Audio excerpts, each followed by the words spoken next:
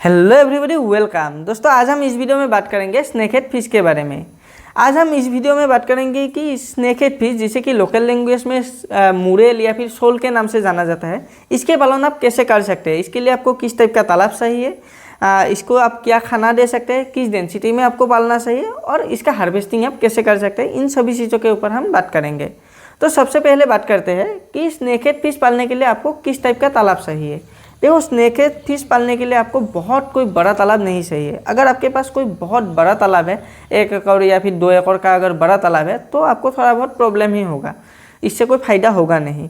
देखो, snakehead fish पालने के लिए जो आइडियल साइज़ है ना तालाब का, वो है 1000 वर्ग फीट से लेके आधा एकड़ का बीच का जो तालाब रहता है, ये जो साइज़ है ना, ये सबसे बेस्ट रहता है स्नेकहेड फिश पालने के लिए।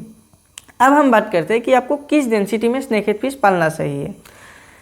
पर एकड़ के हिसाब से अगर हम देखें तो 10,000 से लेके 12,000 स्नेकहेड फिश का बच्चा अपने तालाब में डालना चाहिए। और किस साइज़ का बच्चा डालना चाहिए?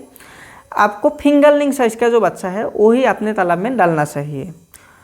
अब हम बात करते हैं कि आप स्नेकहेड फिश को खिला क्या सकते हैं। देखो, ज़्यादातर जो मछली पालक है ना, वो इसी में ही फंस जाते हैं कि हम स्नेकहेड फिश को खिलाए क्या, क्योंकि स्नेकहेड फिश एक ऐसा फिश है ना जिसे आप होममेड फीड खिला के नहीं पाल सकते हैं। देखो, स्नेकहेड फिश के साथ एक बहुत बड़ा प्रॉब्लम है कि ये होममेड फीड तो खाता नहीं है, ये फैक्ट्री में जो कमर्शियल फीड है ना, उसे भी बहुत ज़्यादा कंज्यूम नहीं करता है। तो इसीलिए ज़्यादातर मछली पालकों को प्रॉब्लम होता है। स्नेकहेड फिश एक मांसाहारी मछली है जो दूसरे मछली का शिकार करके ही खाना खाते हैं। तो इसके लिए आप एक काम कर सकते हैं, आप जब भी अपने तालाब में स्नेकहेड फिश डालने वाले हैं, उससे पहले आप तालाब का प्रबंधन के हिसाब से तालाब में जब भी तालाब सूखा रहेगा ना, उस समय तालाब में गोबर और भूसा वगैरह का प्रयोग कर सकते हैं, ताकि वो जो गोबर और भूसा है ना, वहाँ पर केंचू, फिर फ्रॉग और दूसरा जो कीड़े वगैरह है ना, वो डेवलप हो, ताकि उससे जूप्लैंक्टन का मात्रा तालाब में बढ़े और उसे खा के स्नेकहेड फिश अपना भोजन का एक हिस्सा ले सकते हैं। दूसरा चीज़ आप क्या कर सकते हैं, आपके अगर घर के पास या फिर आपके फार्म के पास कोई भी मछली मार्केट है, चिकन मार्केट है, तो वहाँ से जो वेस्टेज वगैरह है ना, उसे आप कलेक्ट करके अपने तालाब में डाल सकते हैं। और सबसे बेस्ट जो तरीका है ना स्नेकहेड फिश को खाना देने का, वो है कुछ लो वैल्यू फिश है जो हाईली ब्रीडिंग करते हैं, जैसे कि तिलापिया वगैरह है। उस टाइप का लो वैल्यू फिश ना आप अपने तालाब में ला के डाल दीजिए। देखो, थोड़ा सा बड़ा साइज़ का तिलापिया जो ब्रीडिंग के लिए थोड़ा बहुत मतलब एक तरीके से प्राप्तवयस्क हो, उस टाइप का तिलापिया आप जब भी स्नेकहेड फिश डालने वाले हैं ना, उससे 2 या 3 महीने पहले अपने तालाब में डाल दीजिए। ये जो लो वैल्यू फिश है तिलापिया टाइप का और जिसका ब्रीडिंग बहुत ज़्यादा हाई है, वो क्या करेगा, आपके तालाब में अंडा देगा और वो जो अंडा है उससे मछली निकलेगा।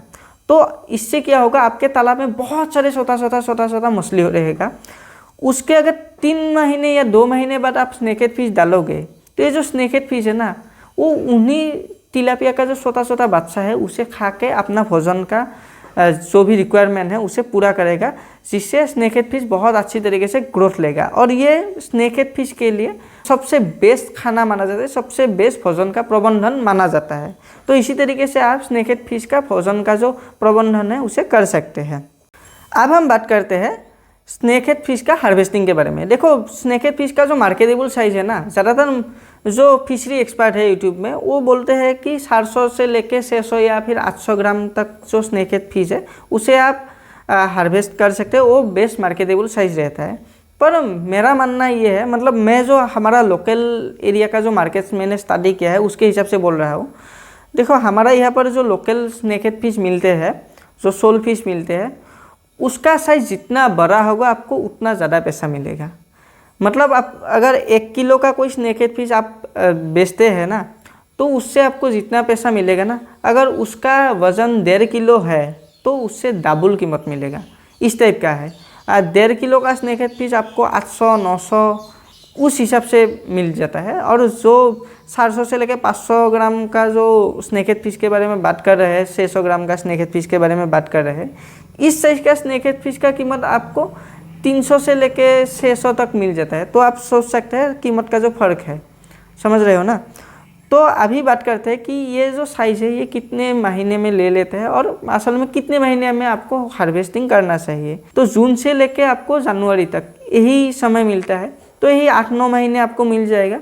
तो वो 8-9 महीने में आपका जो भी ग्रोथ लेता है उस हिसाब से आप स्नेकहेड फिश का हार्वेस्टिंग कर सकते हैं। स्नेकहेड फिश पालने में और एक बहुत ज़्यादा इंपॉर्टेंट चीज़ है जिसके बारे में हमको बात करना ही पड़ेगा, वो है स्नेकहेड फिश जब भी आप पालन करें ना तो ग्रेडिंग बहुत ज़्यादा इंपॉर्टेंट है। देखो आपको हर महीने ग्रेडिंग करता रहना पड़ेगा। ग्रेडिंग में जो नेट से आपका तालाब में जो भी मछली है उसे एक जगह में इकट्ठा करे और वहाँ से जो बड़ा बड़ा स्नेकहेड फिश है उसे बाहर निकलता रहना पड़ेगा। ये क्यों करना पड़ता है?